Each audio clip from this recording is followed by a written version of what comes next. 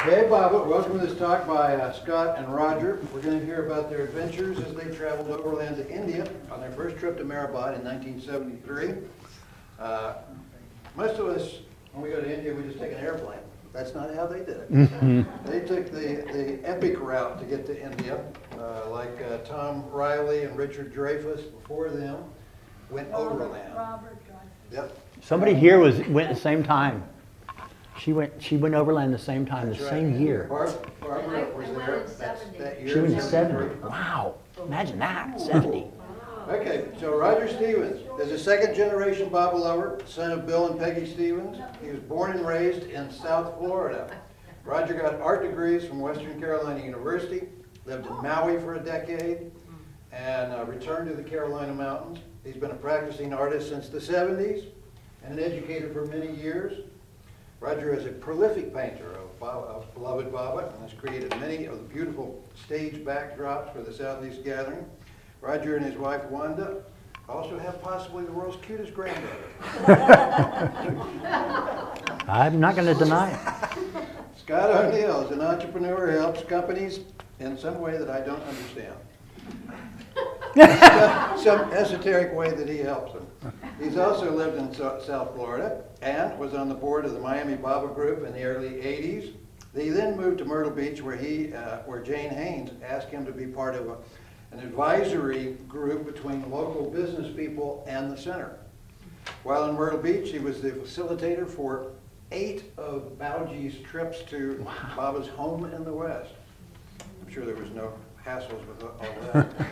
When he visited India over the years, for some reason, the mandali could not resist giving him Baba treasures to preserve for posterity. So he has a remarkable collection of precious Baba artifacts. He and his wife Olga reside here in the mountains of Asheville. Please welcome Scott and Roger.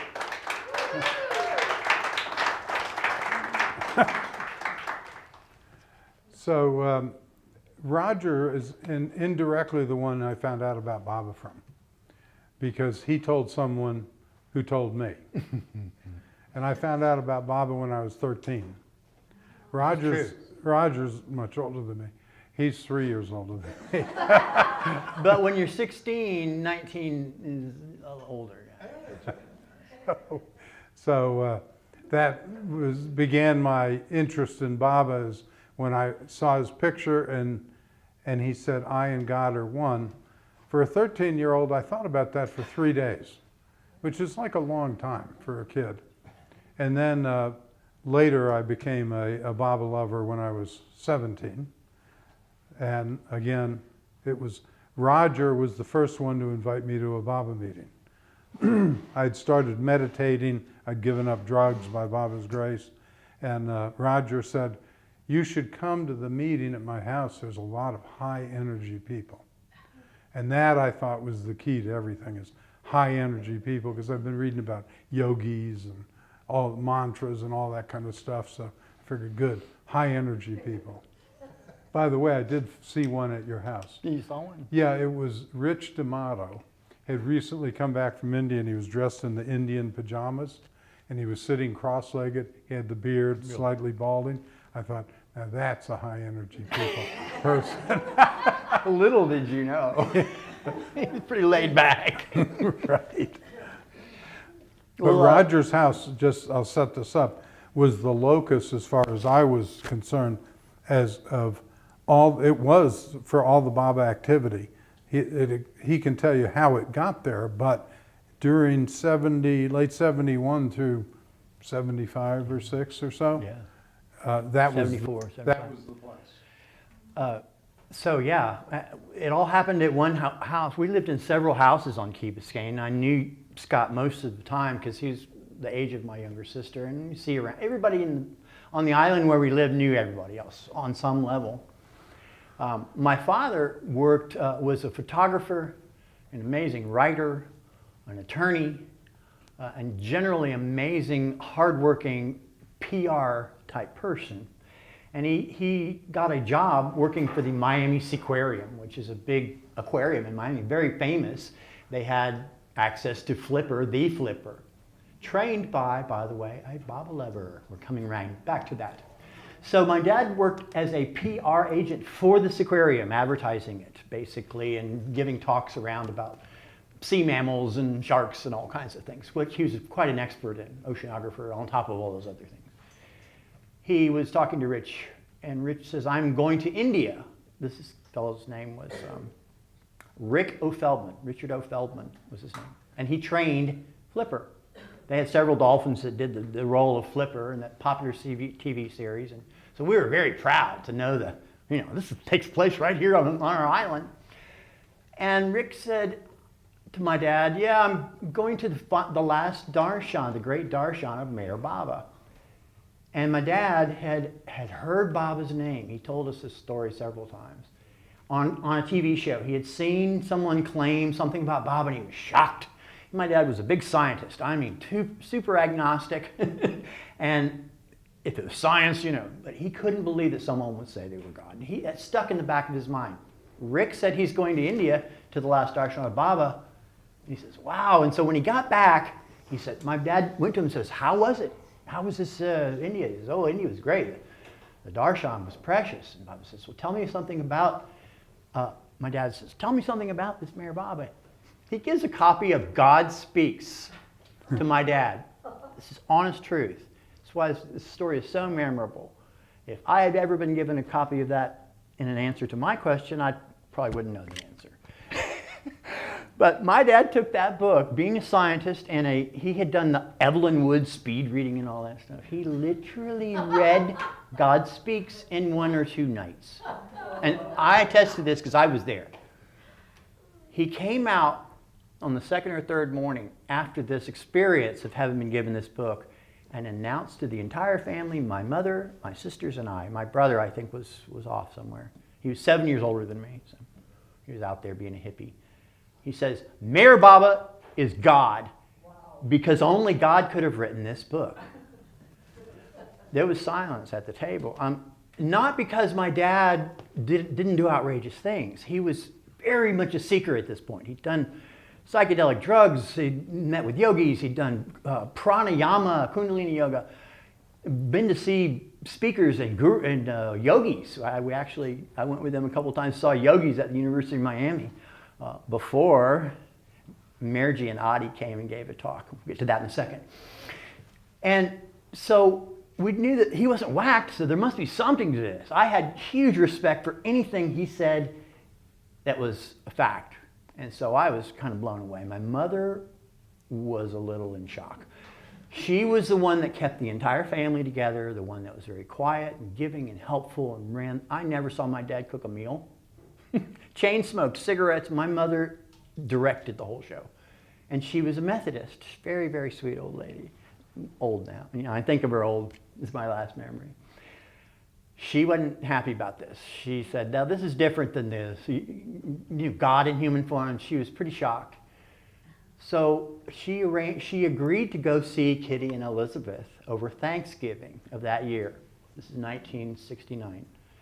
And so we all stayed at home. And when they came back, my mother was in tears. She said, this is the real thing. And you're going to have to forgive me because my mother was probably one of the most instrumental Baba lovers that happened during my lifetime. And when she said this with tears in her eyes, that she's pretty sure Baba was God, it just absolutely stunned the rest of the family because she was always the voice of reason when my dad would go off on a tangent. I mean, he did every kind of esoteric thing you can imagine, and this blew her mind. She met Kitty and Elizabeth and Jane, and she just absolutely knew that this was the real thing. Here was a woman who always had wondered and wanted to know about Jesus, and now she found out that he was here. Changed our whole lives. So not only did Dad know intellectually, Mom knew in her heart. I took all the family there in June of the following year. So in June 1970, I went to the center, and I remember several things. I won't go into that, but one thing I want to tell you was I had never met an old person that I liked. At 18. I was 17 at this point, 17. He was 13 or 14. when I met Kitty Davy, she absolutely rocked my world. Not only was she old, but she was sharper than any woman I had ever talked to in my life. Any human I had ever talked to, man or woman.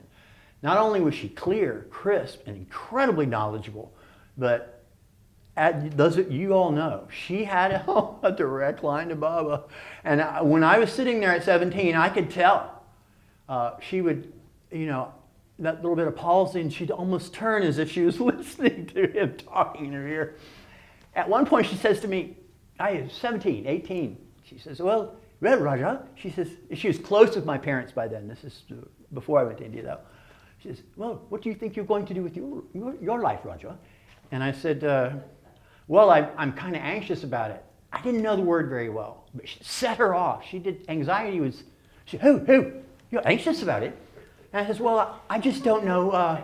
I didn't know the right way. I said, I don't know what's coming for me and what kind of work I'm to do. And I'll never forget this.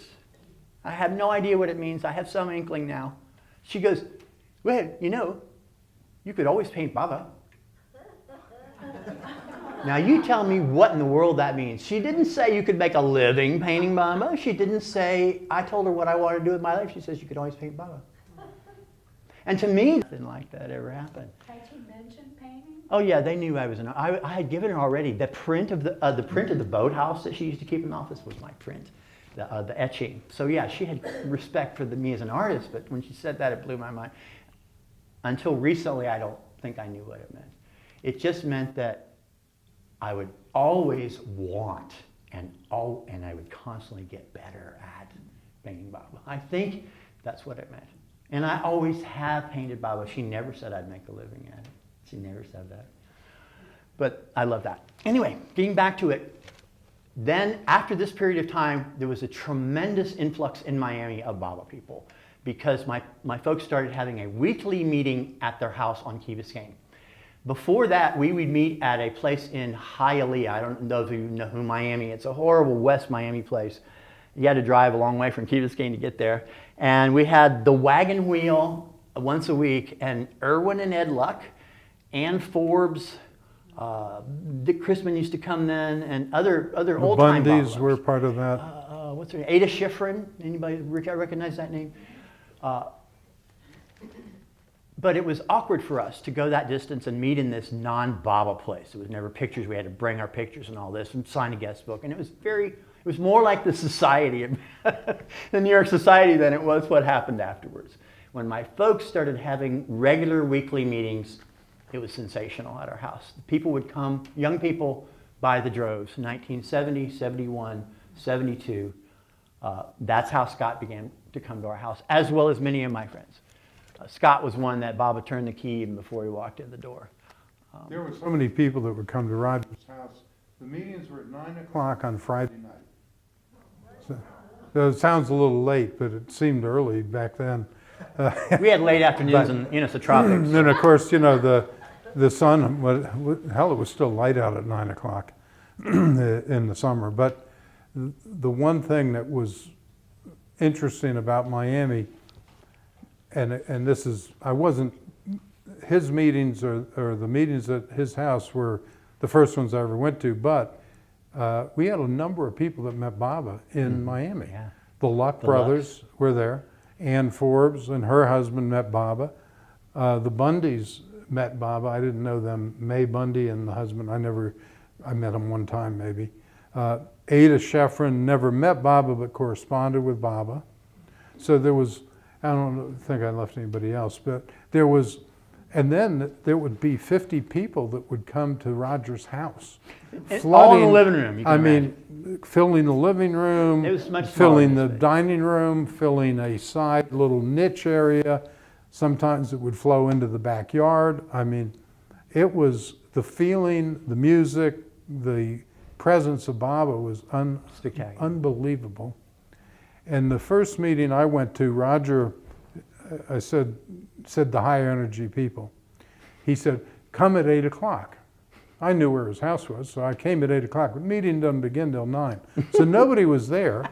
Roger was either in his room or no, he wasn't even there. He was, his mother answers the door. I'm 17 years old. And when she answered the door, I thought, well, I don't know if it's like a secret meeting or does she even know about this? I mean, she's an adult, right? Like, who would tell her? So she goes, you must be Scott. She says, Roger told me you were coming. Jay Baba, come in. I'm like, I walk in the front door and they had two very large linottes, good-sized linottes, in their living room.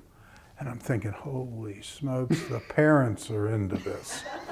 Like, that was like, uh-oh. I mean, I thought this could be more serious than I thought. I don't know why it like blew my mind, but I figured, you know, I was judging by my parents. They would probably think this is the dumbest idea ever. So anyway, I got to meet his mom first, and Peggy was just fantastic. And she literally like adopted me in. I was at their house every day practically. I mean, it was just so easy to be there. And so that first meeting went off. I have to say, I really loved the meeting. I'd been reading. I had an experience about a month before in which I had been, my first business actually was selling drugs. So I had been, you know, smoking pot and doing cocaine. That was kind of the routine thing back then. And I was at this play that my mother was in. It was like a community theater. And I thought, you know, I don't feel very good. This drug thing is just not working for me. And for some reason, I said, Mr. God, if you're hearing me, if you will just make me feel drug-free, I'll give up drugs. Within a minute, I felt drug-free. I mean, just like all gone. And so so then I thought, well, now that I'm not doing drugs, because the next day I knew that it was like over. I actually still had dope to sell, so I was a business guy, so I sold the rest of it. I wasn't going to flush it down the toilet. That didn't seem. I had no moral qualms with drugs. It's just I didn't like them. And so then I began reading the autobiography of a yogi and meditating. Much to the horror of my parents and the neighbors, I would meditate on the top of the chimney of our house. So everyone coming by would see this kid up there.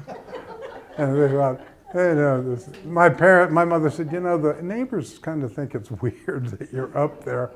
So I think I finally stopped. But long story short, when I went to that meeting, I was thinking that I needed to have a spiritual master. Because all the reading I'd done said spiritual master. So I thought, well, this isn't going to work. Baba's not going to work. Even though I was completely happy. I mean, my sense of fulfillment and happiness was off the charts. But I thought, well, he doesn't check the box because he's no longer got the body. So I figured, okay, enough said there. I'll have to keep looking. So, and I get a Baba book for free from somebody. I think Roger probably loaned me something. So I began reading a little bit. But I was convinced that my master had to be in the body, so that Baba didn't fit. So the next morning I was in the shower, and the shower I had this row of tiles with looked like a mandala on it. And when I'm in the shower and I'm thinking, you know, Baba can't be the one, Baba's face appears in every one of the tiles. And I'm distracted because I thought, you know, Baba, look, I know you're like big, but, you know, I'm still looking for my master here. So 4 days later, I go on a trip, and the trip was to Georgia for some spiritual conference. It's at some university in which Rolfing was taught, mantras were taught, who knows what was taught, everything was taught. So on the way up there, we stopped in Lakeland, Florida at a friend's house, but the friend wasn't there. He just said you could use the house. The guy I was with, he left. He wasn't a Baba person, but he went on an errand. I'm sitting in the living room at 10 a.m. reading Autobiography of a Yogi when the entire room fills up with like intense light, like this effulgent light. And I'm sitting there reading, and there's Baba in the room, like he looks in the 50s. And he's just looking at me, and I could see nothing but Baba and the light. The light filled the whole room. And along with the light was this incredible love. And Baba is looking at me like he is so happy to see me. Like I'm just the most beloved son. He's proud of me. Everything you could think of positive, I'm getting by looking at Baba, and he's looking at me. And this was just, I mean, my brain stopped, everything stopped. I was just there in that moment. And the first thought I had once the brain clicked over one more time was, I've never felt love ever, not my mother or my father. That was the only thing I could compare it to. Baba was just totally complete, all in all. So what happened was when the effulgence and Baba and everything started to condense, it didn't disappear somewhere else. Everything came and just went right into my heart. And that was pretty impressive. But remember, I was 17 years old. It was so natural that it didn't strike me as unusual. I mean, it struck me as unique, but it was such a natural thing that it just felt totally normal and natural, even though it was quite something. So I thought, well, that was something. So I go on this trip, I come back, and I thought to myself, you know, I needed to talk to Baba and explain something to him, that I'm looking for this other master, and that, you know, it's a little bit distracting. So Roger will remember this. These dolphins he was talking about, not a quarter mile from my house was what's called the Dolphin Project. There were 2 dolphins there. I was volunteering one night a week as a caretaker from like 7 o'clock to 11 o'clock. That way the real caretaker could go somewhere and have a night off.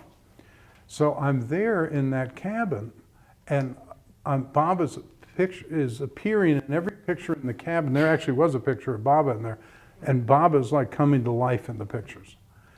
And so I left at about 9:30 because Rick Weber, I think, was there. He came back, so I walk home, and I walk by these kids, but I'm like seeing Baba in almost everything, like in the trees, in the clouds, and even the children looked at me and said, "What is it? What is that?" And I'm like, you know, I'm thinking, they must be seeing Baba too. Oh, man. So I get in my house and I prayed to Baba. I said, look, this is really getting in the way of me finding the master. I said, you know, I can't be unfaithful. I know he's out there and you don't have a body. So I thought I got to do something radical. So I go down and talk to Roger. He's working at the bike shop. Remember you? And I told him that I had this other master. And Roger looks at me, he says, and I don't know why, he says, well, you can't serve 2 masters. The moment he said that, it all came together. Like, wait a minute, there's no 2 masters. Baba is my master, and I'm just a fool who doesn't know what the hell he's doing. So then I actually decided to make an investment in more books. I thought I should learn something. And then I knew about people going to India, so I got a job and started saving up, which is what led us to go to India, because the 2 of us were talking about that from that point forward. So we'd never done any extensive traveling or anything, and I didn't have a driver's license. Did you? I don't remember. I think I did. Well, I got one when I was 15. We decided that we wanted to go to India, and we'd heard of several people have gone overland, and to us it actually sounded cheaper. Yeah. But I think we had $1,000, if I recall, we had $1,000 each, and we had a ticket to Luxembourg. So we made this plan with encouragement of, I don't remember what your parents thought, but mine were very encouraging. They knew people that had gone overland to India. So we left in September, early September, because when I was trying to find stuff for this meeting, I sent my mother this drawing in September from Italy. So I know we had been in Europe for about a week at that point. Yeah. So that was sweet. I was going through my mom's stuff. And Your drawing? I drew this, yeah, from a photo of Baba. But I started, as soon as I found Baba, I was very interested in making art. But that's wonderful. That gave us a date, and it was very early September or so that we left. And he didn't get to India till November 7th. I got there. Well, to Nagar. To Nagar, not India. I got to Nagar about the 21st or so of October. So we took off. Well, let me mention. Wait, we got a couple more. We did travel together halfway to India. In Tehran, we separated. Right, and I'll get to that. That's why we got there at different times. So I'll tell a little bit about that. So we took off with a ticket to Luxembourg. We got to Luxembourg. We took off hitchhiking. My intense ego that you all are very aware of started wearing on Scott pretty early. Now the reason I'm saying that is I was very bold and sure of myself. I knew Baba, I knew where I was going, and I had hitchhiked all my life because I never had a driver's license. Even at 20 years old, I'd never driven. And so we weren't strangers to hitchhiking, and we were totally relied on Baba. We never, I don't recall, there was only one time we had any fear, and that was before we got out of the country. So we took off and went to the center. From the center, we hooked up with Ann Edelman and went to Nashville. Seemed like it was in a straight line, but it really wasn't much of it. And from Nashville, we took off on the highway hitchhiking to Withville, Virginia, where one of my best friends, Tom Fortson, lived with his wife, Adair, and they were pregnant. When we got there, they told us they were pregnant with their first child, whose name is Mariah, and she's like, 50 now? Yeah. Wow. Yeah. Anyway, so Tom, we had a wonderful stay with Tom, very inspiring. Those of you that know Baba, it was very, very Baba-ful experience. This is shortly after we had a nightmare experience. We were hitchhiking from Nashville, and our second or third ride was with two criminals. They stopped the car, and we ran up, and before we could open the door, they jump out, and they said, "You need to put your packs in the trunk because there's not enough room in the car." And everything was dicey about these guys. So we did, and then we realized what criminals they were. After an hour, we started whispering, "We can't both get out of the car at the same time." Everything we owned was in his bags. So we got it together. With Baba's help, we managed to escape these guys. They had a big Bowie knife on the front seat. They had a check they kept handing us to say, "Where could we cash this?" From somebody else. And it was like, we were sure we were in big trouble. And we were pretty alarmed. And they did some pretty elaborate stuff to try and get us out of the car at the same time. And that's when we decided, they're going to steal our stuff. So we ended up telling them, we say, "Look, we're not both getting out of the car at the same time unless we have our bags." And so we kind of told them the jig's up.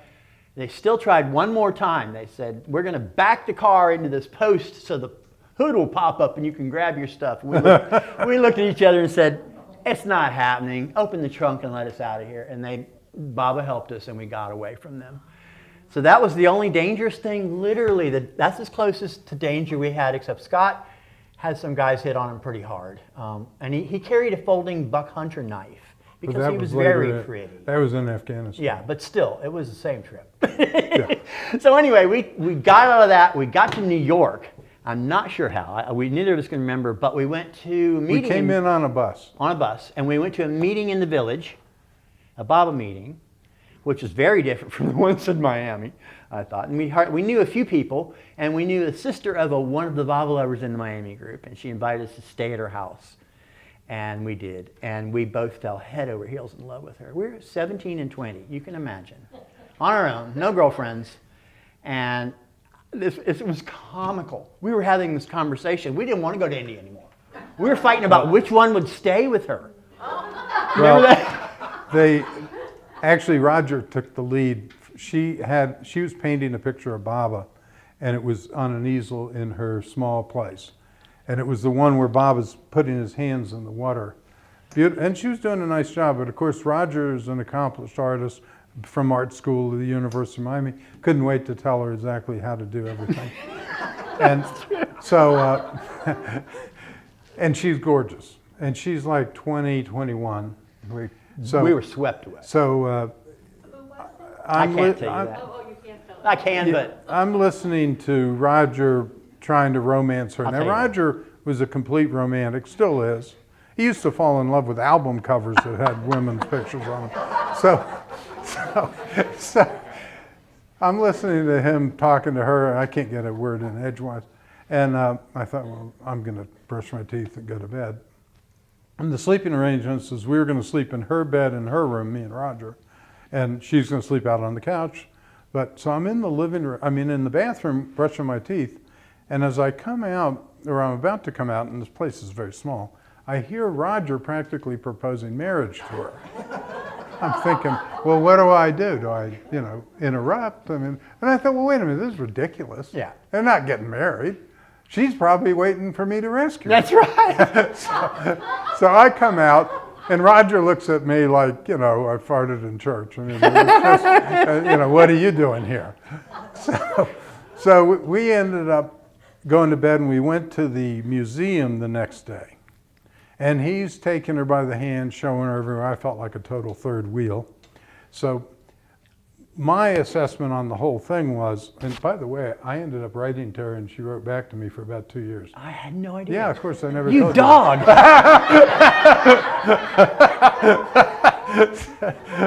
I didn't know that. But that kind of set up some of the tension. I'm a good beginner. He's a good completer. That set up a lot of the tension when we were hitchhiking in Europe. That's true. Because, I kept, German, he spoke a little German. Now, I had lived in Germany for 3 years. I know eins, zwei, drei. Those are my 3 big words.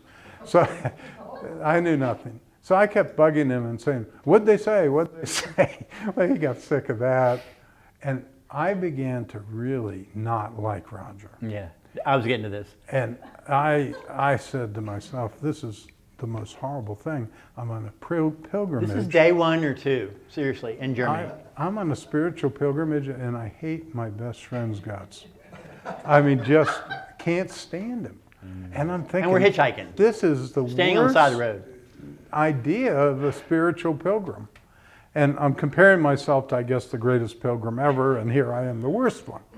So Roger, being more in touch with his feelings and willing to express his feelings, finally one day turns to me and he says, Scott, I got to tell you something. What? He says, I hate your guts.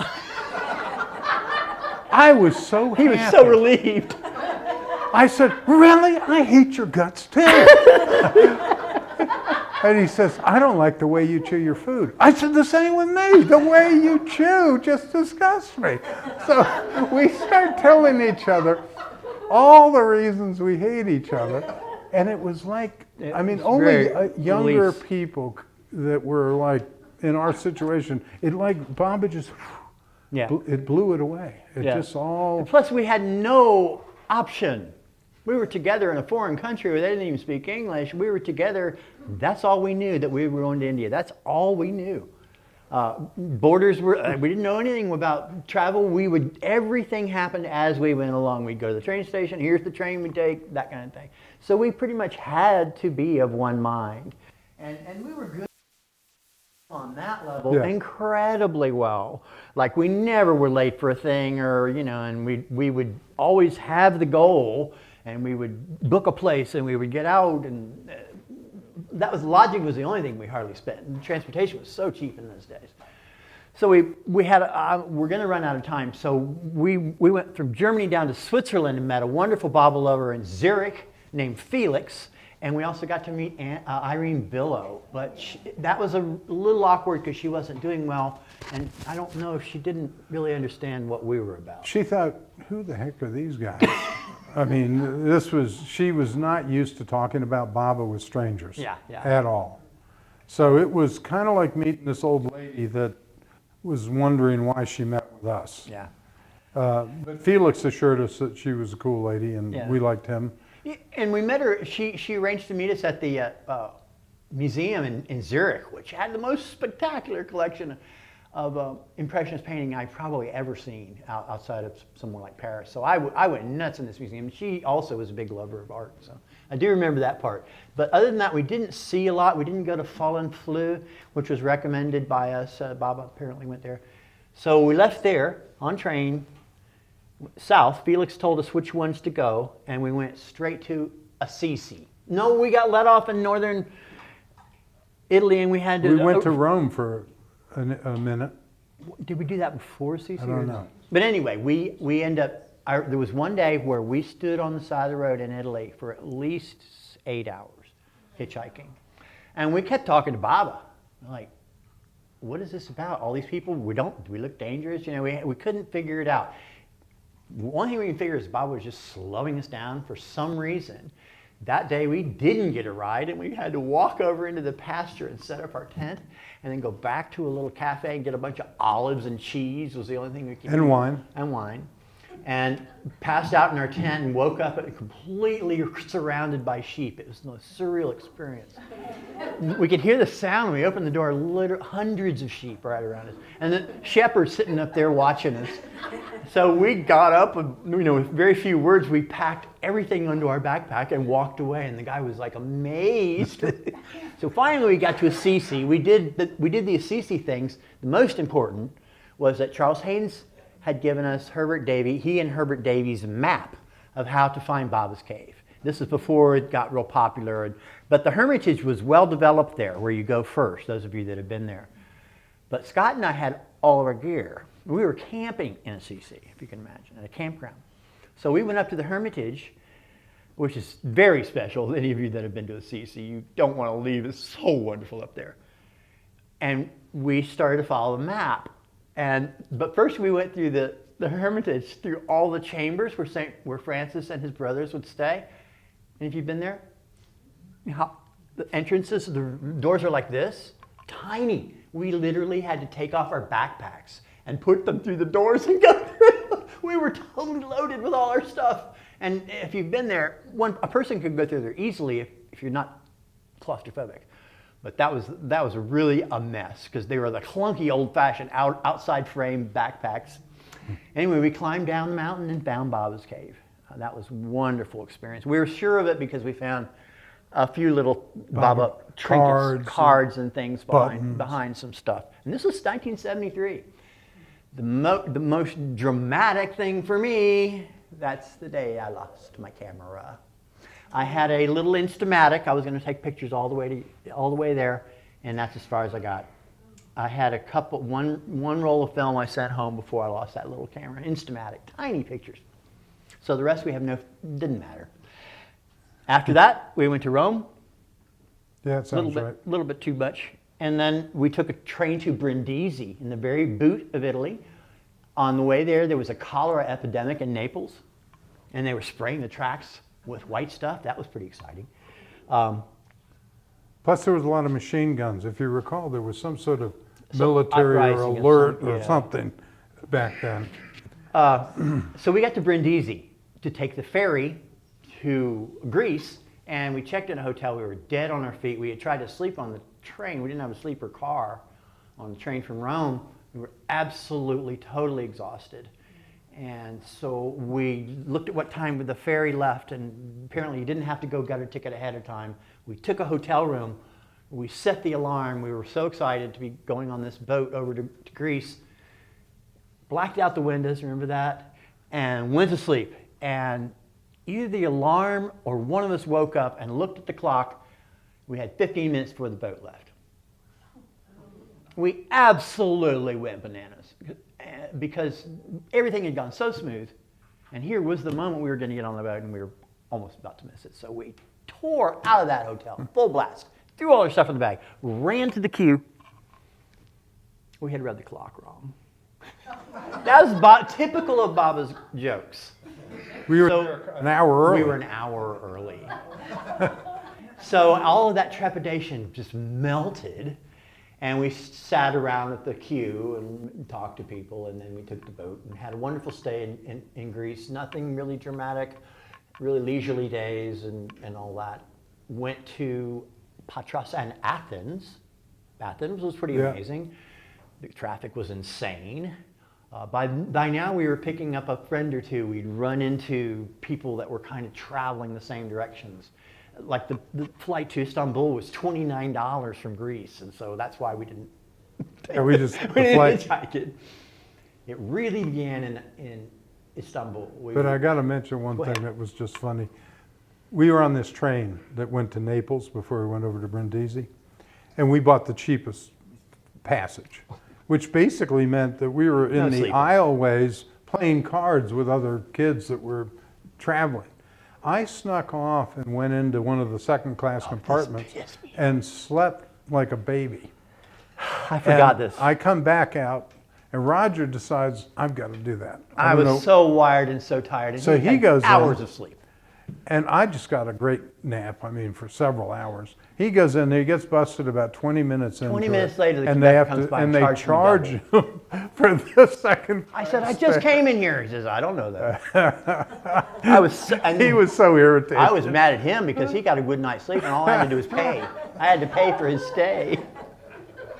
So anyway, Istanbul is where the really exotic stuff started. We went, the most dramatic thing that affected Scott's life and most of mine was we went to the Topkapi Museum. You know what that is? Incredible treasures. That's the key word here. Not only was it a wonderful romantic, wow, this is what the sultans were like and all that stuff, but Scott was blown away by they had 2 hairs, they said, of Muhammad's beard in a case. And they had a huge emerald, I remember, that was like this. Anyway, the hair, we were stunned by the hair of Muhammad. And there was a whole legacy about the incredible wars that had been fought over these 2 hairs. And as we were reading that, Scott and I realized, Scott particularly, was realizing the preciousness of keeping Baba's stuff. This was his first time that he'd ever, wasn't it? Well, it blew me away that we had more hair than the museum. Oh, that's what it was. Yeah, I mean, we had more Baba's He and hair I both had more hair than Muhammad had. than what they were protecting in there. I thought, Yeah. this is how it's going to be in the future. I mean, it was the first time that I really had a sense of how The preciousness the of value Baba's of life. archival and Archival. efforts. Yeah. So was there. So from there, we were entering Islam in many ways. We took a bus to Ankara, and I don't remember much, but by the time we got more into central Turkey and all the way to eastern Turkey, we were in full-blown Muslim territory, and we came just in time for Ramadan. Which means Those of you that are going, nobody's in a good know mood. what we're talking about. Nobody's in a good mood during the No, day 'cause no. they're all hungry. No one can eat in daytime. So here's these tourists driving on a bus, and getting there. There's no food on the bus. We can't get any food in daytime at restaurants because there's no food. Everyone's fasting. And so we finally found, we didn't know what to do, literally. There weren't like groceries that I recall. And so this man took pity on us and fed us. I remember that. Scott had a little different view of it, but it was crazy. Now, I kind of remember somebody did reach out. I just forgot the details. So we stayed in the nastiest hotel we've ever stayed in. He got bed bugs. They had bed bugs were as thick as any experience in my life. The weirdest thing besides the bed bugs was this town was very nasty cold and unfriendly. Erzurum, Turkey. Erzurum, Turkey, near Mount Ararat, was the fact that everybody got up at 3 or 4 in the morning in a herd to go eat before they had to stop eating for the day. We thought it was an earthquake. Everybody hit the stairs in this hotel, and And the whole building shook. Everybody was going out to eat, and we didn't know what was going on. Because no one could tell us because they didn't really speak English. We knew it was Ramadan. We knew kind of the basics of it, but it was insane. So that was probably the nastiest place. We all hated this town. But from there, it was a very short trip to get into Iran, and a bus trip, and we took a bus trip quickly on down to Tehran. And Tehran's where interesting things happened. Very modern. It was the time of the Shah. We had very friendly experiences with most Iranians. They were in the pocket of the Shah. And I went out walking. Scott was dead on his seat. He was totally exhausted. I don't recall why, but he went into our hotel room, and this was a hotel where the Amir Kabir. That's what it was. Mm-hmm. The Amir Kabir Hotel, where everybody. Did you stay there, Amir Kabir, in Tehran? Everybody stayed there because they had a huge bulletin board, and everybody would post messages going in each direction. Most of them were going to Nepal. Most of the pilgrims were going for cheap hashish and the mountains. And but both directions, people would leave messages about good buses, good trains. Here's a ride. You must go to this place in this town. It was wonderful, great information. So I went out and walked around town. It was huge, vast. It made Miami look tiny, big, lots of public art. Tehran is a very, very modern city. He slept the whole time. And I came back to the room in the early afternoon.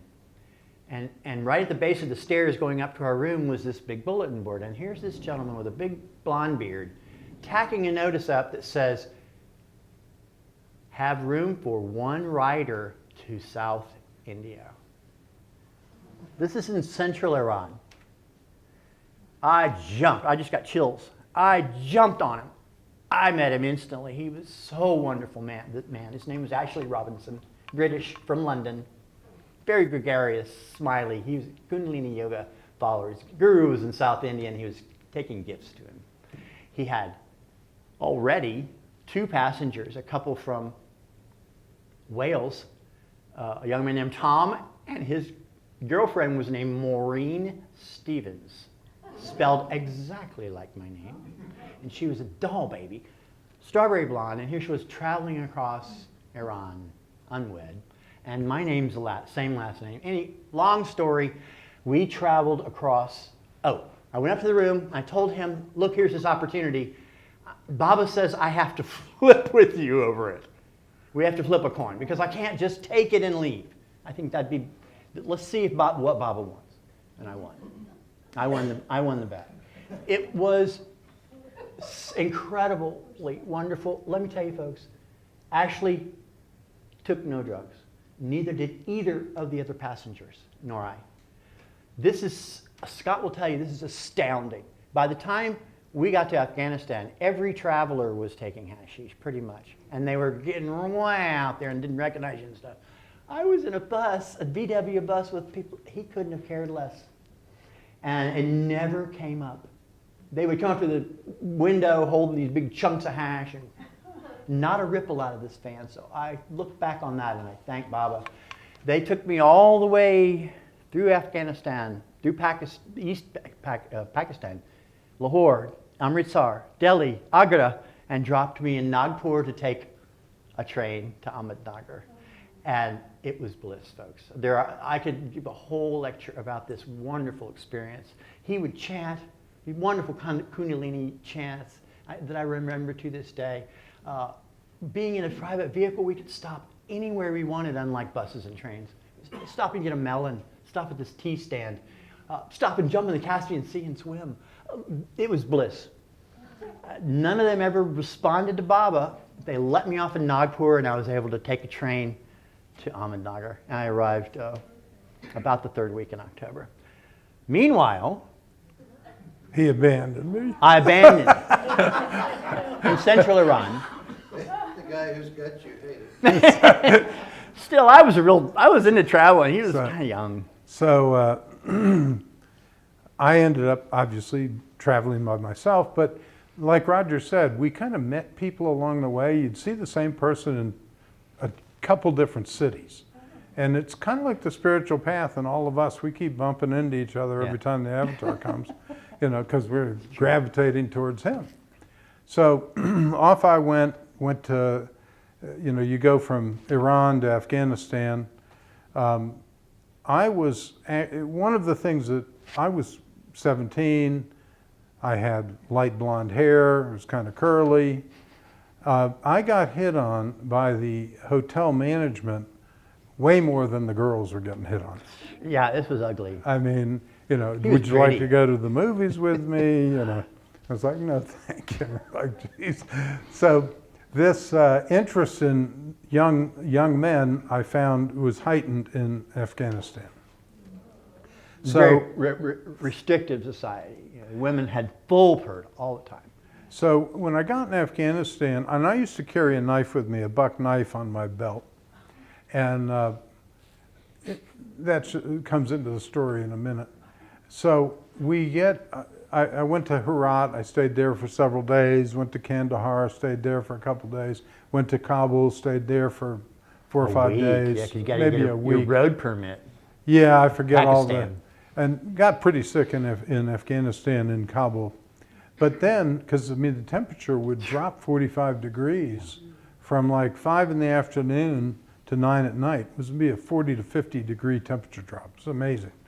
So I get on a bus, and there was a fellow named, I forget his name actually, I can remember his face, but he was an American who'd lived in Paris, good guy. He was about 25. So from my point of view, kind of older. And we'd become pals. And just a smart, real smart guy, spoke fluent French, had lived in Paris for several years and picked it up. So we're sitting there together, and we're on this bus, and we're on the way to what is going to become the Khyber Pass, on the way out of Afghanistan. So we hadn't gotten to the border yet, and we're literally in the middle of nowhere. Well, there were 3 guys on the bus that were kind of up front who'd spotted me. Well, the leader had spotted me, and I caught his attention.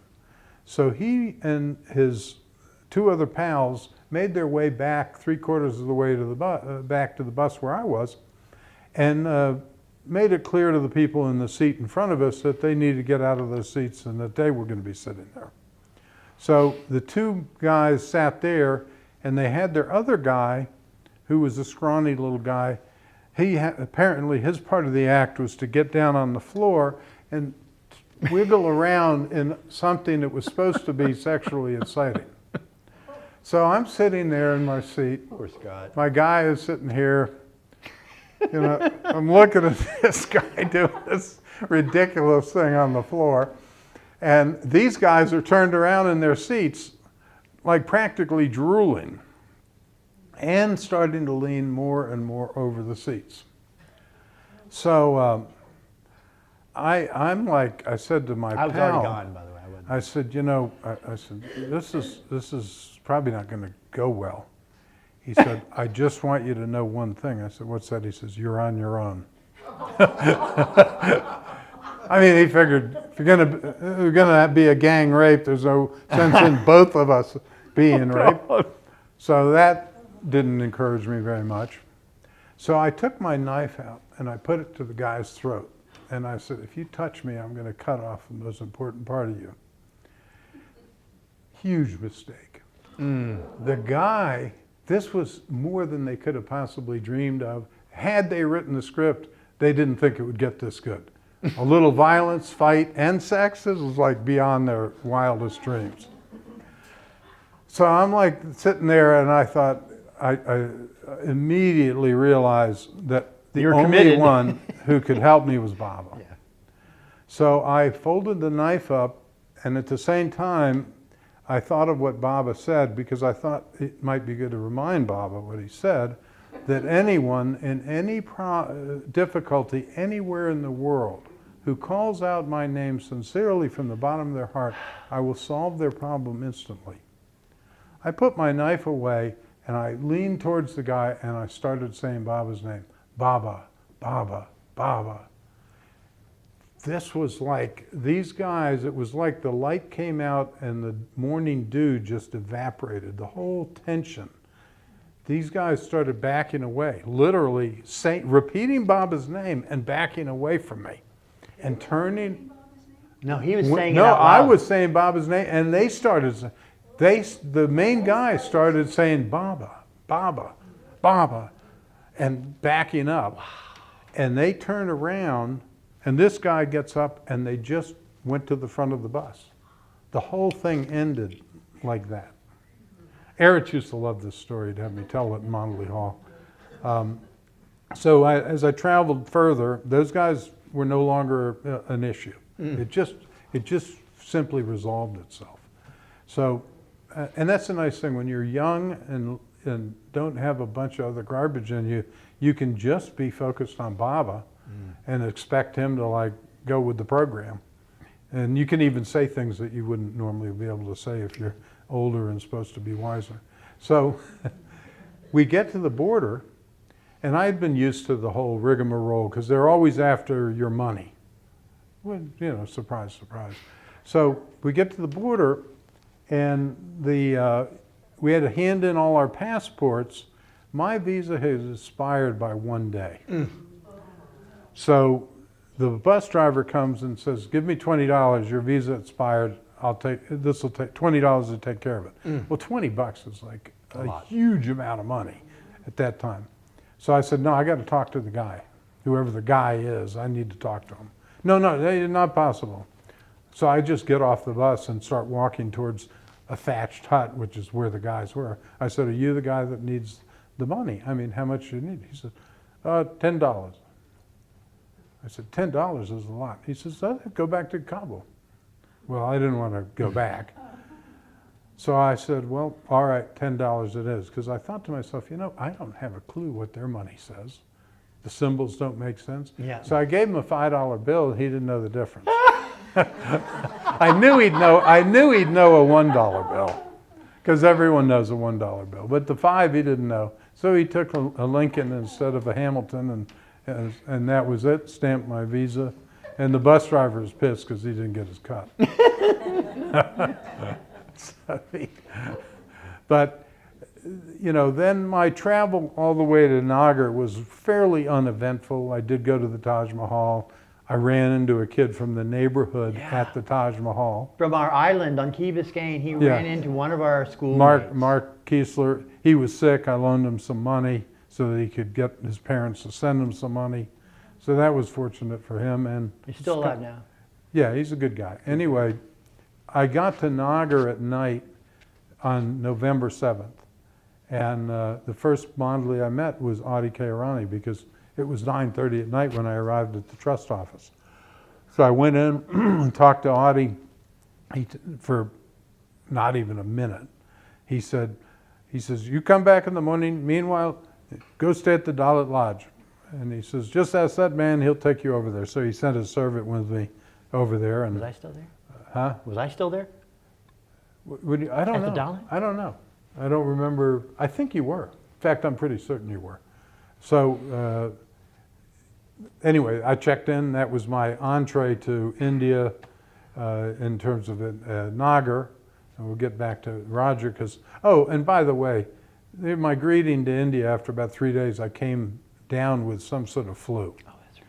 So my friend Roger here and Steve Barry decide to add a little drama to my sickness. And I'm in there shivering with the temperature and all that, and they're outside, and here's what they're saying: "I think he's got encephalitis, the same thing that other guy had last week that the mandali sent home." And Steve is like, "Yeah, it definitely looks like encephalitis. He's not going to be able to stay here." So then I said, "I need some help. Can you, at some point, can you send somebody in to look after me?" So they sent, for whatever reason, they miscommunicated something to Virginia Small. So she had no idea why she was coming in to see me. I thought she was the nurse or the medical person that was going to help me. She comes in and talks to me for about 25 seconds and leaves. And I'm thinking, what kind of a nurse is this? I mean, what kind of medical help is this? And, and these guys are like, "I don't know if he's going to make it. Probably have to go home." So finally I got better in a day or so. But So I was at the Dalit for a couple weeks before this. Those of you that ever stayed at the Dalit probably would like to forget it. It was one of the nastiest places I've ever stayed. It was $1 a day, and they didn't really have a restaurant, so we'd have to go out on the street and get street food, which in Nagar was decent, not too filthy in there. But we ate a lot at the place, the big hotel down at the intersection. the drop a lot. Yeah, whatever. But I remember in the mornings always hearing, "Lakshman, Guram Pani Lakshman," and it was Lori Aiken and Virginia that were staying in the biggest room at Adalit. And Lori, as you know, was so infatuated. She was so overflowing with love that it was uncomfortable for me, being a male that I am. She would wake up in the mornings, open the doors, and sing at the top of her lungs, "Praise him, oh, praise him," that kind of thing, which I wasn't really used to. And I remember this was actually after my first day. So my very first day, I arrived at the Dalit, and I realized I have to go to the tomb right now. Now, this is maybe the most important part. Now, I have been months on the road coming to India. I was certain that this was my destination. I knew the mandali were specially made, but this, samadhi, was my destination. I was certain that this was the culmination of my travels that I had come around the world for. So here I am at the Dalit, and I'm trying to flag a rickshaw to head out there. I definitely wanted to go by myself. Baba had other plans. Rickshaw pulls into the courtyard there and turns around. I get in it. And out comes Lori Aiken and Virginia Small. Oh, you're going to Mirabad? I didn't say anything. Oh, can we come? Now, you know a rickshaw holds one person real well, two people great. Three people starts to get a little squirrely. So the two of them and me squeezed into this rickshaw. I had not met them. I just met them at that moment. Lori Aiken, Virginia Small. This is Baba's wonderful joke. For me, I was certain that of all my friends, including Scott, had had powerful spiritual experiences. My dad, I mean, everybody lots of people that I had met had powerful spiritual. I'd never had one. Never had one. People said, how'd you, what was the turning point? I guess my mother telling me that this is Jesus on earth. That may have been it. I don't know. I had some powerful dreams, but I never had a waking spiritual experience at that point. I was sure it was waiting for me at the samadhi. So I'm in this rickshaw. God bless him. This is totally Baba. Lori Aiken, Lori, you know Lori Bloom, and Virginia, they talked nonstop. And I was used to traveling myself. I'd been already traveling that 2 days without anyone, just on trains. I was praying they just shut up. This is funny. I look at it, and then I felt very guilty about this feeling. But I have to continue the story. So it was driving me crazy. We got to the railroad tracks, and he turned around and let us out. I started up the hill. Damn if Lori doesn't go, wait for us. I'm really starting to feel like, Baba, you've got to, I'm calling out to Baba because this is my moment. It's late, it's in the afternoon, there's no one at the samadhi. 1973, middle of the week.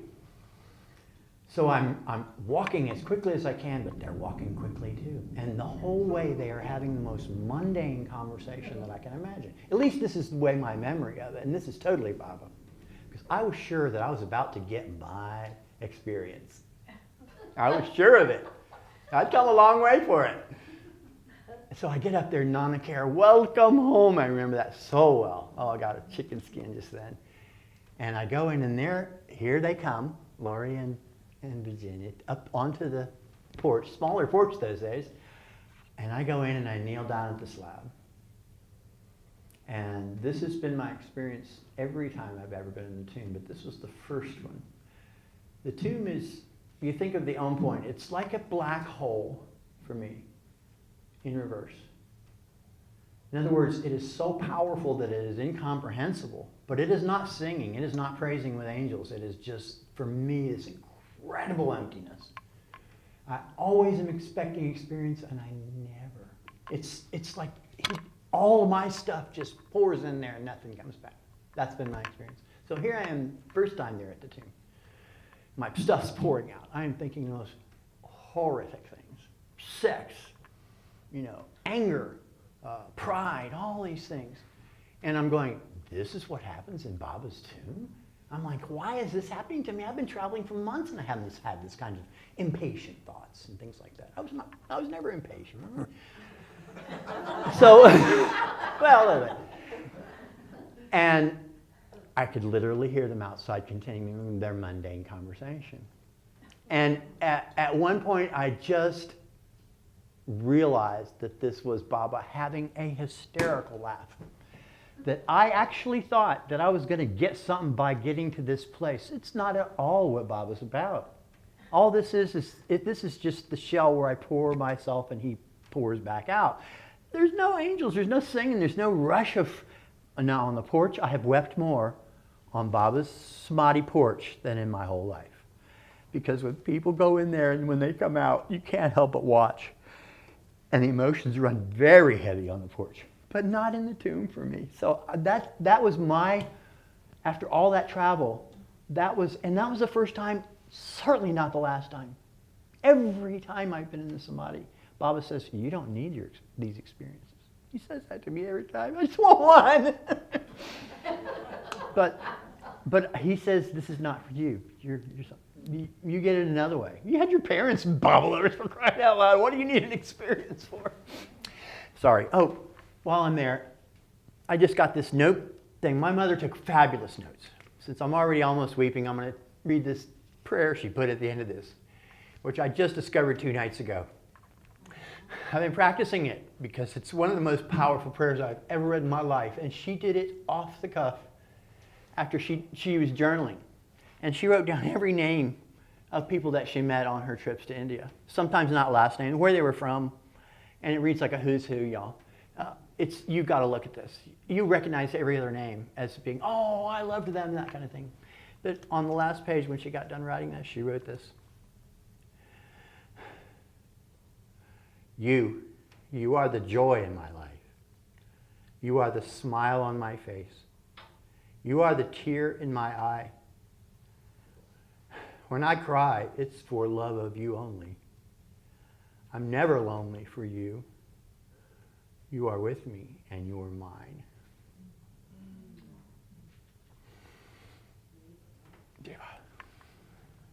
Anyway, when I read that, I wasn't sure I could even read it. Those of you who knew Peggy know how sweet that is. Yeah. I just wanted to say that I just have memories. I was part of the Miami group in the mid-'70s, and Peggy and Bill, they were my spiritual parents, and they worked at the university. And I think was your dad like an oceanographer? Yeah, or oceanographer. something there? Yeah. And so we would have picnics all the time near the lake at the university, and they would come every Friday night, and they would pick me up and bring me to Key Biscayne for the evening meetings, which I didn't realize started at 9 o'clock, but when I was very young, it was very different. But anyway, so I just I have such incredibly fun memories. I think everybody that was participating, I didn't realize something, Roger, how many unique little points of connection that my Baba story has with you early on. I mean, I knew that there was that, but one of the biggest was after I went through whatever sickness I had, Roger all of us were renting bicycles from this guy named Framji. Yeah, little old man who'd met some of the other masters too, the perfect masters. But anyway, the first time I ever went to Merazad, I rode out there with Roger. So then there weren't all that many. We thought there was a lot of people, and that was like maybe a dozen people were there, except for the mandali. I mean, a dozen Westerners were visiting. So we get out there, and we arrived at, I guess, the right time because everyone was just being greeted by the mandali. So I sort of hung back a little bit because I was younger, shy, a little bit shy, and is new to the place. Of course, I recognized the mandali from pictures. So Mani, in the middle of greeting other people, she waves to me over the crowd, gets my attention, and she says, "Are you Scott?" And of course, I said, "Yes." And she made her way through. "Scott O'Neill, you're here finally. Roger said you were on your way," and gives me this big, and I knew I was home. Yeah. I mean, that was the thing that just turned the key, and that key has kept turned ever since then, because that's my home and my heart. That's true. So of course, Roger was also an interesting guide, because on our bicycle trip there, we turned down the Merazad Road. The trees back then were a little less small, a little less big, and the Seclusion Hill had no trees on it whatsoever back then. Right. And at a certain angle, it looks... That's on the bus. Here I'm 17, he's 20. This is the image, and I'm trying to, this is this big spiritual moment for me to be at Baba's home. And he says, "Doesn't it look like a giant breast with a nipple on top?" I'm We thinking. were on the boat, so we were on the other side of the hill from Marizad. So when you're on the road and you first see the hill, it's sorry. So, I'm thinking, this was not He was the so image. embarrassed. This is not the image I wanted. In the, it He just couldn't seemed get like, out of his head. then, of course, once it gets in, you can't get it out. So I was thinking, thanks, Raj, for that one. It took me years, I think, to get over that. I could never get around that corner without having that thought. So in looking for this, I found the most precious thing, that poem that I just read, but also this, I can't believe this happened. I was looking for stuff for this. I've seen this notebook before, no cover. I opened it up. It was in a pile of other memorabilia that my mom had that I had been through before. My daughter says, you gotta look at it again, there's some papers in here. I swear that was Baba saying that through here because I opened it up. January to Mehrabad. December 1973 to January 1974. This is when they met me in India after my trip.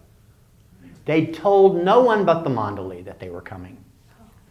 So on the 24th of December, this is my first Christmas away from home. I'm telling Mansari, I'm in her kitchen, going on and on about my parents because they were my Baba contact. And she's so interested in my parents. She kept saying, you've got to get your parents here. You've got to get your parents here. As soon as you get home, you need to turn around and all this. She kept saying that to me, as did several in Mandali. Turns out they knew that my parents were coming. Not one of them let on. Monty, I teased Monty for a long time after this. So I'm there at that covered area right next, it's not the pandal, that's what I used to call it, that just concrete slab with the roof over it. It's right by the gate going into The Sabha Mandap. Safa, that's it, the mandab. I was painting a picture of the tomb. Wonderful story, I got all my materials from Pandi. There were no art supply stores of any kind, or you had to go to Bombay to get art supplies. And Pandi, the Baba's photographer, had an excess of materials, and I managed to buy oil paints and canvas. It was really cool. And I did a painting of the samadhi, which actually the archive now owns. It's in their collection. An oil painting of the samadhi from scratch, from sitting there. And that's what I was working on when my parents pull up. Now, they are in a bus, which has pulled up to the samadhi. First of all, in my time at the center, I've never seen that before. Somehow they got permission, the Sufis, 29 of them, to drive the bus from Pune all the way up to rather than have them walk up the hill, drove up there. My first impression, being a young Baba lover and having detrimental things said about the Sufis was, boy, that's slack. I was thinking, I can't even walk up the hill. I don't know why I was thinking that, but it was my first thought. And I'd been just hanging with Mansari. She was like 100 yards away from me, behind me. And I'm painting away. And I look and I'm laughing at I feel like an old hand. Every day I'm hanging out all day at the samadhi. I was really I was wearing a Gandhi hat by then, remember that? Mm-hmm. I wore this little white Gandhi hat all the time. And Mandali loved it. They said, you just look like a local, So I see this bus pull up and I'm shaking my head like that. And I hear this, Sai Baba, Roger! My dad hangs out the back window of the bus. I about went into shock. And so my mother has this written. She wrote it 2 days later at our hotel, which is the East West Hotel. How can I begin to describe all that has happened to us since Pune? We had a good breakfast. She put everything down. Pineapple juice, eggs, toast, everything like that. In the hotel, this is in Pune. They took some pictures with Jal. Then onto the big bus with 29 Sufis for a long ride to Ahmednagar. Bill was snapping pictures constantly. Such varied scenes and beautiful places and little hovels. People, animals, bicycles, everywhere. India is like no place else in the world, I'm sure. The smell is unique. Without opening your eyes, you'd know that you were in India. It's a smell of dust and incense and smoke and all kinds of aromas. Anyway, here, as we approached Mehrabad, we all began to sing. And there was Lower Mehrabad. We passed it and turned at Erangan to go up the hill. She was astounded too. Underlined the hill. to Upper Mehrabad. What a feeling in our hearts. We were singing tremulously. You can imagine their hearts were just, how do you even sing? Then fell silent as the bus shuddered to a stop at the top of the hill, and there was Baba's tomb. On the platform across from the tomb, I spied a familiar yellow shirt. Bill leaned out of the window and said, "Jai Baba, Roger!" I never saw anyone so completely stunned. He turned white as a sheet, leapt off the platform toward the bus with eyes wild and unbelieving. Then when I leaned forward and spoke to him, he began laughing and crying at once. For a long time, he just couldn't believe that we were there. He said he had no slightest inkling that we were coming. He kept bringing people to meet us, saying, "Look, look, my parents are here." But first he said, "You must go into Baba. The tomb is so beautiful, much more radiantly beautiful than in pictures." Anyway, she wrote a little bit more a few days later, but because of that, my father was a phenomenal photographer. He always had a camera around his neck.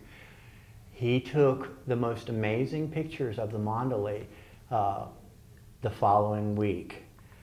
We went to Mirzad and everybody was there, and it was just a wonderful, joyful experience. Were you there that day, maybe? But Yeah. anyway, Mara let me take her out into the garden by myself to take her photograph. We had gotten very close because I used to go and spend just whole days out at Mirzad. I'd actually fall asleep next to Eruch in the hall, and one time he woke me up like this and says, "Roger, pay attention." He says, "You're going to have to be telling these stories." He told me. I still remember that so clearly. But the precious thing was when my dad arrived with the good camera, I knew all the mandali, first name basis, all of them, because I've been there for weeks, we used to spend all day out at Mirzad. Ride our bikes out there, have lunch, have pee, take a nap even, sort of an all-day thing. And we got so much fun with the mandali because we'd just go in their rooms and chat about things, and they wanted us to stay and help them with projects and stuff. I'll never forget those times. But because we both got pretty close with the mandali, when my dad got there with the camera, I made up for lost time. And he was a little shy with the camera, but not too much. He didn't have many shy bones in his body. But I knew the pictures that I wanted. So I got real good close-ups of Naja, Padri, Eruch while he was talking. Balna too was very photogenic. Mara literally let me walk her out into the garden and take 2 photographs of her, which are some of my most precious possessions. Both the pictures are so stunning. In fact, I've seen these pictures of mine in other people's houses. Because once I got out, the whole Baba community, they didn't know who took it. And they were on my dad's roll of film, so I never got the credit. Who cares? I took some wonderful photos. And I've used a lot of those photos for portraiture for the mandali. But Evie, I'm getting all those together, and you guys have a lot of them. What we need to do is a provenance thing, because some of those photographs, I have Sidhu, I have Padri, I have Pendu reading a paper, just tons of pictures. And I'd love for the whole world to have them, because they're good, really good quality. That would be great enough. But there's still a lot of them I've never even seen in print form. I have the negatives. So yeah, that's one of my new projects coming up. I do remember Roger practically losing his mind, going around telling everybody his parents were here. I mean, it was amazing. I mean, I had no idea either. But Roger was like bouncing off the walls practically. He was so thrilled with there is a couple of things that happened while I was there that, I mean, of course, the mandali, it's interesting, the mandali were in their 50s, the younger ones, Eruch, Mani, the older ones were 70, 71, like Audi and Padri and Pendu. So, that early stage, the energy level of the younger mandali was quite different than it was in the late 80s and early 90s, obviously. The one incident that happened around Christmas, I think it was like the 25th or 26th of December 73, because your parents were there, and I remember something your dad said about it. I had rented a little bungalow that had an outhouse. The kitchen had a hot plate and the water was an igloo cooler with water in it. That was the bungalow. But it had a servant who actually did nothing, as far as I could tell. But he was a nice guy. I think he filled the water thing up. But in any event, I was sleeping in a sleeping bag that I had been on this whole trip with. Yeah. Inside of a mosquito net out on this porch. And it was a earth floor porch. It was outside the bungalow, but it was covered, and it was just cooler out there. Well, one fine evening, I woke up. Well, I actually was kind of groggy at about 4 in the morning, and I felt something on this side, just a presence. Well, that was where the wall was, and the untucked part of the mosquito net, as it turned out. So I tilted my head, and I couldn't really make out what it was, so I kind of squinted a little bit. And what it was a cobra with his, inside my mosquito netting with his hood open, about that far from my face. So my only and first reaction was to scream Baba's name out and turn away, like this way. It's here. So I jerked my head over there and said, Baba!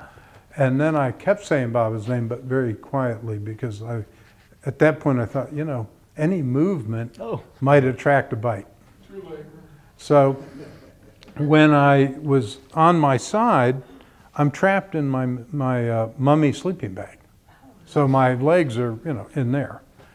And I'm thinking, well, this is not good. I've got to get out of the bed. And what came to mind is I thought, you know, Baba said, it's good to die with his name on your lips. And I thought, that just doesn't sound as great now as it did when it was a theory. And I thought, I really like seeing my face in the mirror in the morning. I thought, I am not ready to go anywhere.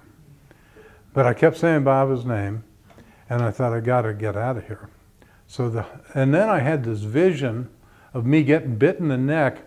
And if you remember the old show called Laugh-In, there was this thing with, I think, Artie Johnson or somebody. He would get on a bicycle, ride about 30 feet, and the bike would fall over. And I figured, well, that's me.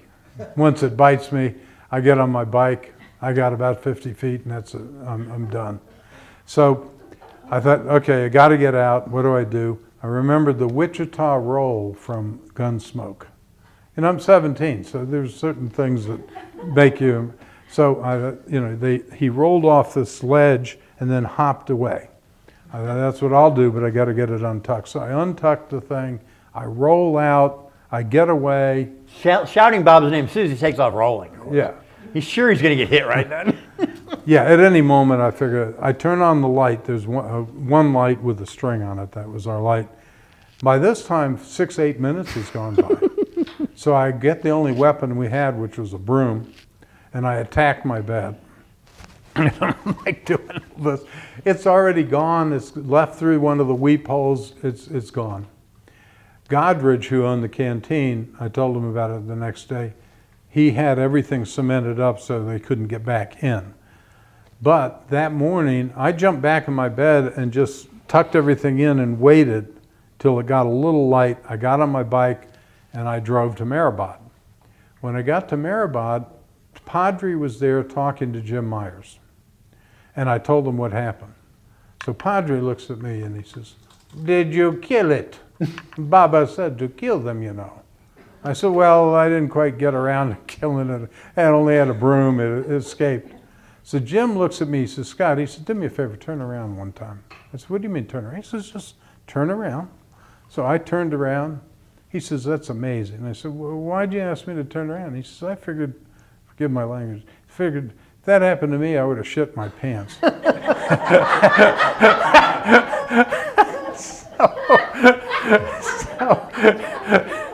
So that was my snake story. So I remember, I don't know if you were there, but I remember your dad saying this, because I told the story, I guess, at Mehrabad, and somebody said, how do you know it was real and it wasn't a hallucination? And your father said, it really doesn't make any difference, does it? Right.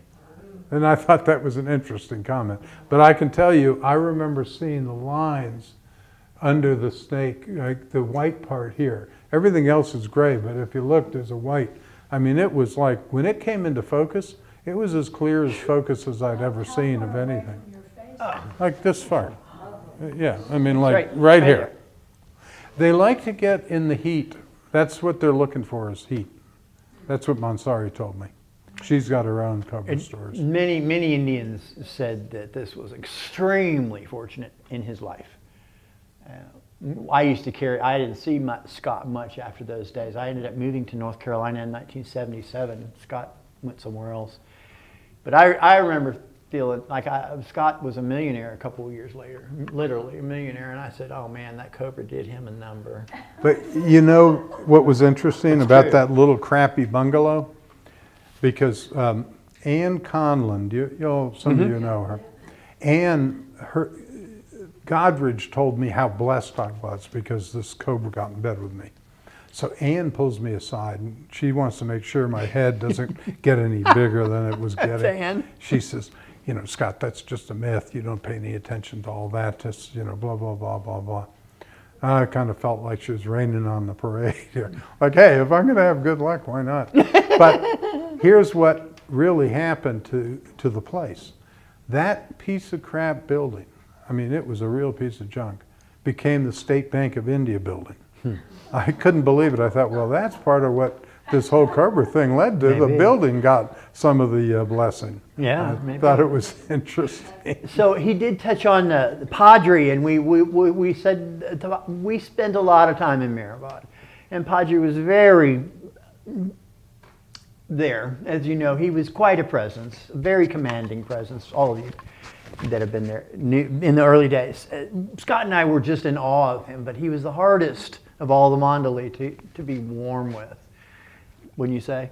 Oh yeah. Yeah. So Well, he didn't like conversation that wasn't somewhat no, he was interesting. not one for small talk at all. So we would sit outside at Mehrabad. It was very quiet when you were with him. He was not a yak, and we were. And so Scott wanted so badly for him to talk about stuff. He leans over and, oh, I know what it was. He said, "Let me have one of those beedies you are smoking." I remember that. And we had beedies are like a tobacco rolled in a betel nut leaf and then tied with a thread. And they're very mild tobacco, and we used to just pass the time. And Padre liked to smoke them too. So we handed him a beedie, and we all sat there and smoked those beedies sitting there, squatting down out in front of Mehrabad. Scott so wanted him to start telling stories. He leans to him and goes, "Padre," he says, "don't the mosquitoes bite you?" And Padre takes a big drag off of his beadie and goes, "What do you think they do, bloody kiss me?" I will never forget that. It just cracked me up.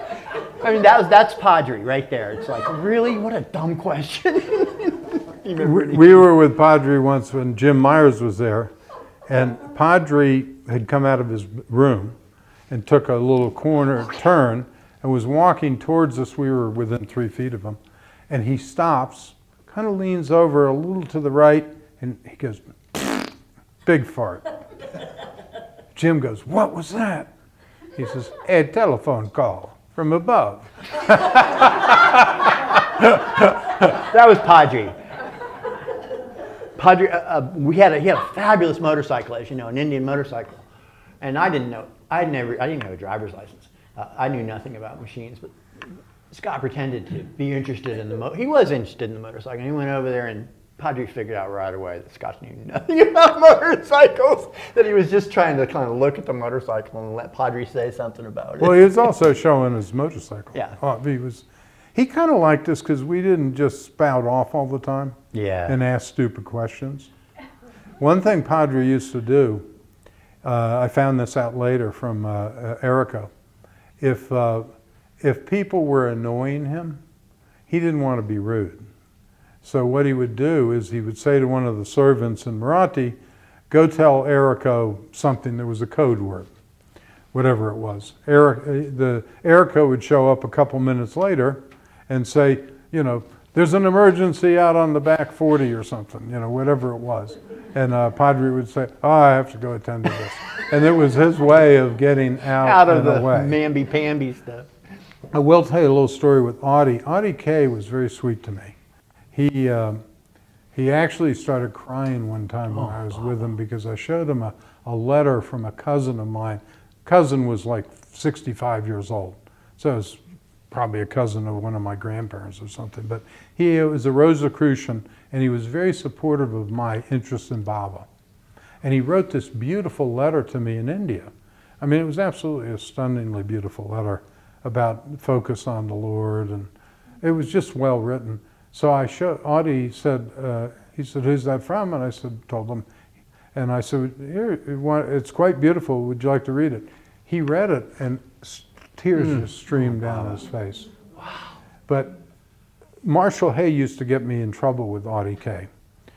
And because he would tell me stuff that wasn't true about spiritual path, and he would say, but ask Audie for the details. So I would look like a complete idiot talking to Audie about stuff. One time we were talking about the chakras, and Marshall says there's also the love handles. He says they have a different name in Sanskrit, but they're well known as the love handles. Oh I said, well, what do they do? He says, it's kind of, he says, you'd have to ask Audie. So I'm with Audie one time. I said, Marshall said to ask you, you know, about the chakras, but particularly about the love handles. He says, I think he's pulling your leg, sir. He definitely. So, but one little story with Audie, my passport expired while I was in India. Not no, the visa expired. And so Audie said, no problem, I can get it renewed with the not the fire chief, the police chief. Back then, the police chief could do the renewal. So he said, just bring it in and I'll take care of it. So I put it in my back pocket and drive in on my bicycle, and you know, it worked its way out of my pocket and I lost it. You're kidding me. Yeah, believe me, it was no joke. So I get there and realize as I pull in that I have now lost my passport. And I have to go in and tell Audie that I have lost my passport. So Steve Barry was with Audie almost all the time. He's in Audie's office standing. Audie's sitting at his desk. I'm in front of the desk. I feel like I'm in the principal's office. I'll bet. And I tell Audie, well, he says, your passport, sir. I said, well, that's the problem. What is the problem? Well, I lost it on the drive over here on my bicycle. And I thought, and he starts yelling at me, you know, you fool, you should be more careful. So Steve, who's slightly behind Audie, starts going like, at me, like laughing at me, but he doesn't want to be caught by Audie. So Audie must have either seen something in my glasses or seen me doing this, looking at Steve and at Audie. So finally, Audie then, without even looking at Steve, he says, enough out of you, sir. And Steve's like at attention now, he realizes. He says, enough out of you. And just, like, cut it out. So he just starts, you know, telling me what a moron I am and that, you know, I've made a big mistake. I said, well, what would you like me to do, Audie? I said, I can leave tomorrow. I'll go to the embassy, get a new passport. He says, no, there's no hurry. Christmas is in a few days. No sense in going before the new year. It'll be inconvenient. You'll run into all sorts of problems. Just wait until January 3rd, 4th, somewhere around there, then you go. He says, meanwhile, it's a good time. Just relax and be here. Don't worry about it anymore. Great. 2 days later, the Sufis had arrived, you know, and they were all at Audie's Friday 4 o'clock talk. Yeah. I'm there too. I always went to his 4 o'clock talk. Yeah. Steve Barry, Audie's like in a chair like this. Steve's sitting here with his legs folded, and I'm like in the second row, not the first, because there was so many new people. I felt like, you know, I should let other people get a front row seat.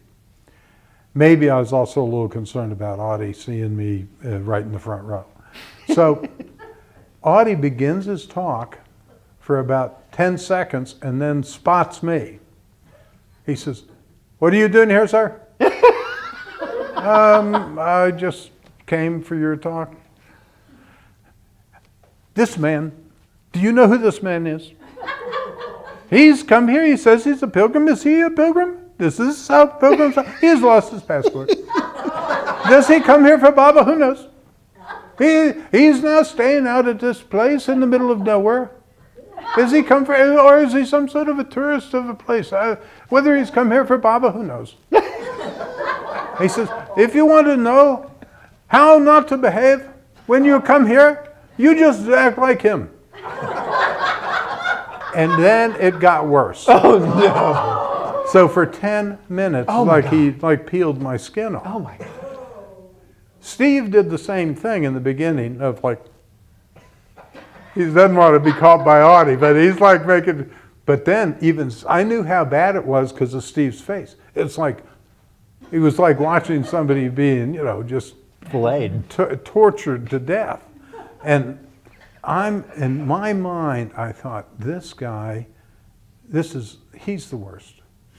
He is obviously, Baba said he made a couple mistakes, one mistake. He must be the mistake. And I was so pissed. But I couldn't, and I started to defend myself because he had said, you stay, but now in front of everybody he's saying, what are you doing here? I said, but Audie, you, not a word out of you, sir, not one word. I was like, so at the very end of when his rant on me was, come see me after this meeting. Just come to my office afterwards. So he gives his whole talk. I'm the first one at his office after the meeting.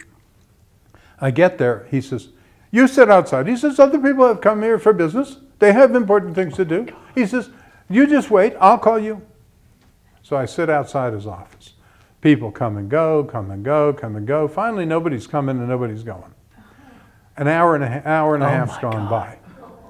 And I said, I got up and I walked around to the door. I was actually closer to Audie sitting outside his window because his desk was like on the other side of the screen. But I walked around. I said, Audie, I told you I would call you. You sit down till I call you. So I sat out there for about 3 hours. Oh my God, Scott. It's now totally dark. It's 9:15 at night. And Audie's sitting there smoking cigarettes, smoking his Marlboro. Whether he was drinking or not, I can't remember. But I finally, at 9:15, I said, Audie, should I come in? He said, yes, come in. So I come in, I said, now by this time, and actually during the meeting, in my brain, I'd said, okay, Audie is one of the mandali. You are a new arrival who knows nothing. Whatever he says for me to do, I will just do and accept it as Baba's will. So I had calmed myself down and readjusted and gotten back with the program. So by the time, so at 9:15, I said, Audie, what would you like me to do? He says, I already told you what to do. He says, just go, they'll get you. Bring your passport back, I'll get you a visa when you come back. Anything else, sir? Wow. No, thank you, Audie. Jai Baba. I leave, I get my bike, the tire's flat. I walk back in, I said, can I borrow your pump? He says, yeah, take it. Pump the tire, put it back, Jai Baba, gone. Audie never said another word, but he did get me the visa. And years later, I'm bringing cartons of cigarettes to Audie, and Audie had already quit smoking. So I said to him, I'm just curious why you want the cigarettes. You don't even smoke anymore. He says, how do you think I got your visa?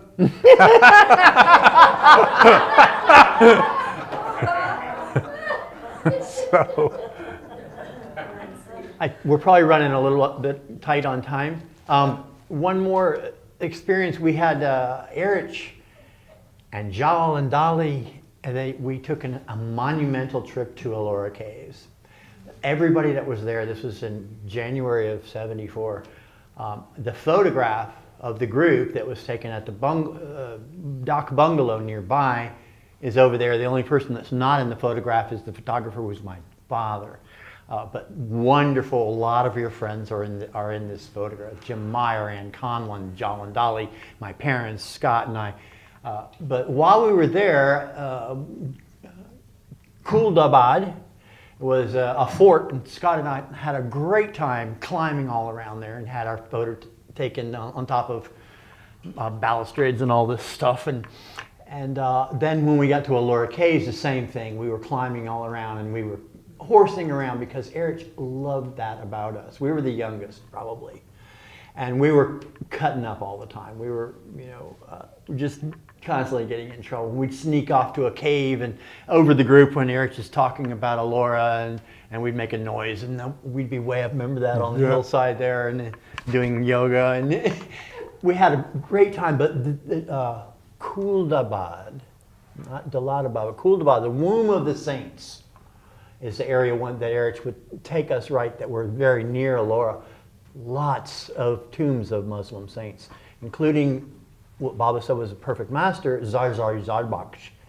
And this was one of the bigger tombs there. And apparently Baba said a number of things about this. Yeah, he was the master of Sai Baba. He was the master of Sai Baba, that's right. So obviously important master. And so Eruch took our group there. And the women could not go in because of the Muslim tradition. The guys all got to go in, and they stopped. And you had to cover your head. You had to cover your head, even the So men. if you had a scarf, you could cover your head with the scarf. They stopped Scott. They said, no women. I was about to walk in. Eruch was on one side of the door and the guard was on the other. And when I walked to the door, he put his arm across the whole door and stopped me like that.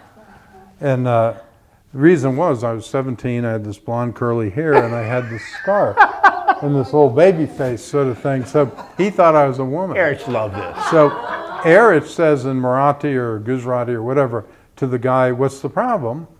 And this Eruch told me later. And the guy said, no women allowed. And Eruch starts laughing. He says, he's just a young man, let him in. From the U.S. So, from the U.S. So the guy moved his arm and I went, and I didn't know what had happened. So we were all in there. But when we came out, I asked Eruch, I said, what was that? Why did he stop me? He says he thought you were a girl. And I told him you weren't. So. And you went to Sai Baba's Samadhi? Yeah. No. There was a cave actually up from that area. And a few of us climbed up there. Including Eruch.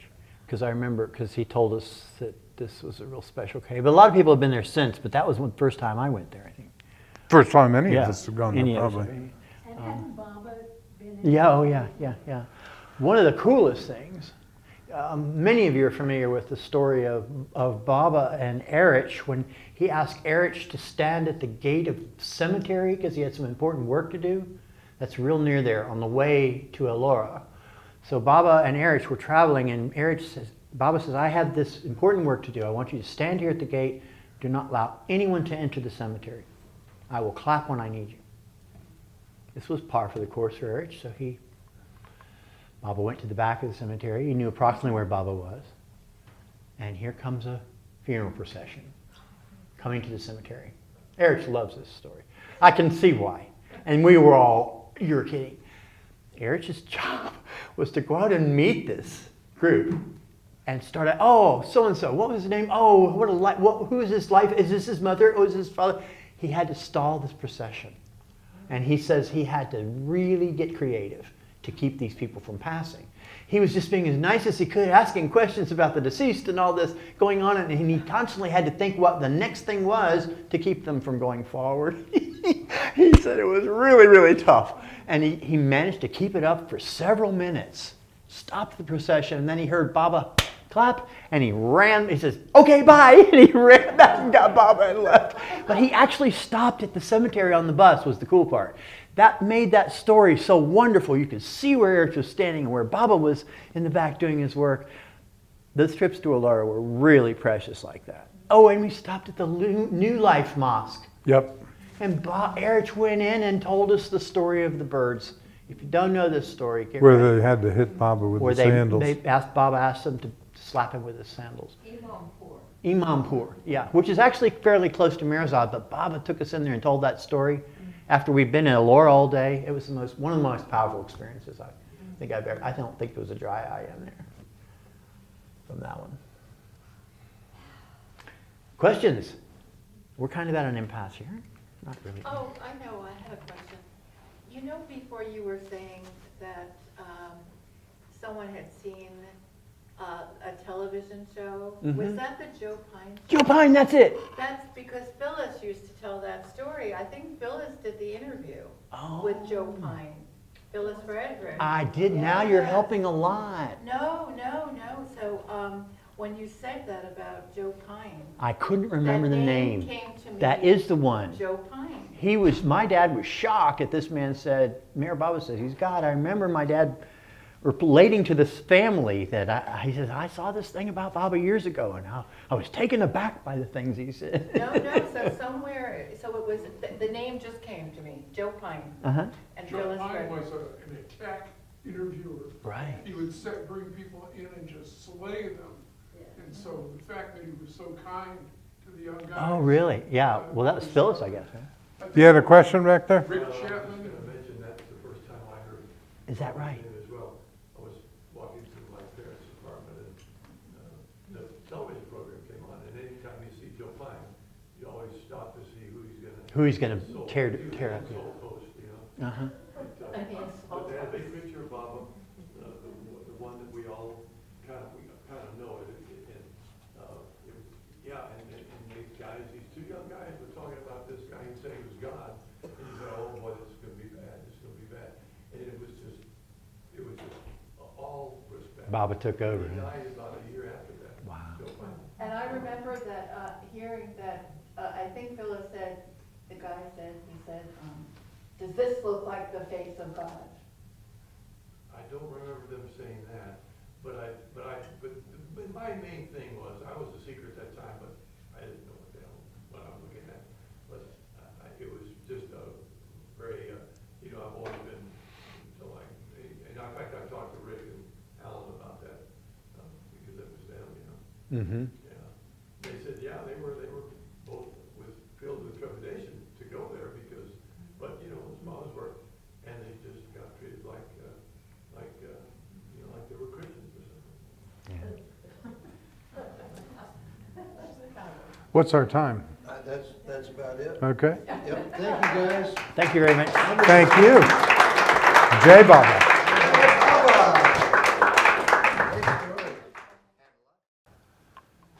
All right.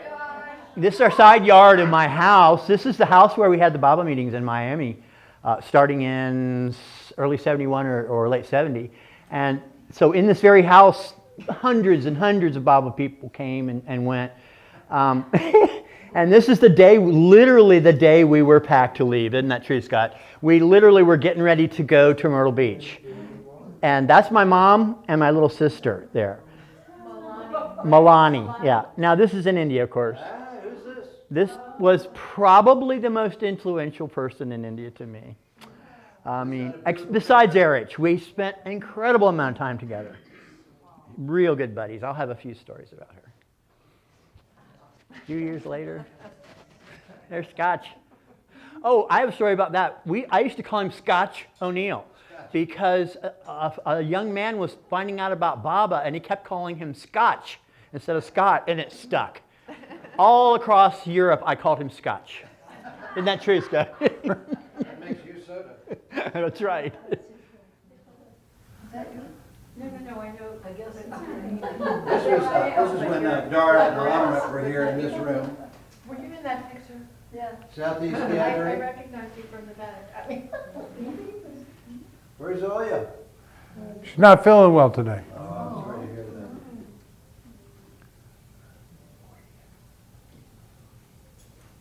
And this is one of Roger's paintings at the auction at the Southeast Gathering. Right. Oh, man. You should see how big that little girl is now. Oh, she's so cute. She's 2.5. Oh, she sings Baba songs all day. Full of herself, probably. And Wanda. Wanda didn't make it today. Nah, she's not doing too good. And one of Roger's backdrops that he's painted for the stage there at the Southeast Gathering. Oh, that's my darling. Yeah, and she looks more like that now. Don't ask. Don't. And their daughter? What's her name? Ada. Ada. She's going to be at Sahavas this year. She's And the doing baby, what's the baby's name?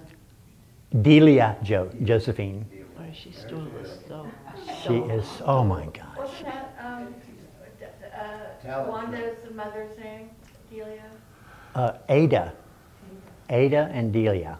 But was it Wanda's mother's name? Yes, yes. Wanda's Because- mother's name was because I Jadelia. knew Annie Temple. Uh-huh. Oh, you knew Annie? Good pictures. I was going to wear that hat today. My favorite hat. I did bring that same button though. How weird is that? Because you like that button. This picture at Amartithi or somewhere, this woman got up that didn't know much about Baba and she did wonder. I don't know, is she here? She gave this thing and she kept looking over there and she says, every time I look at that picture of Baba, it's like I'm reaffirmed that we're here to have a positive. Remember that experience? Remember she said that? And that's the painting anyway. No, don't know. And she kept looking over at it and finally had to comment that she was feeling Baba's presence through this painting.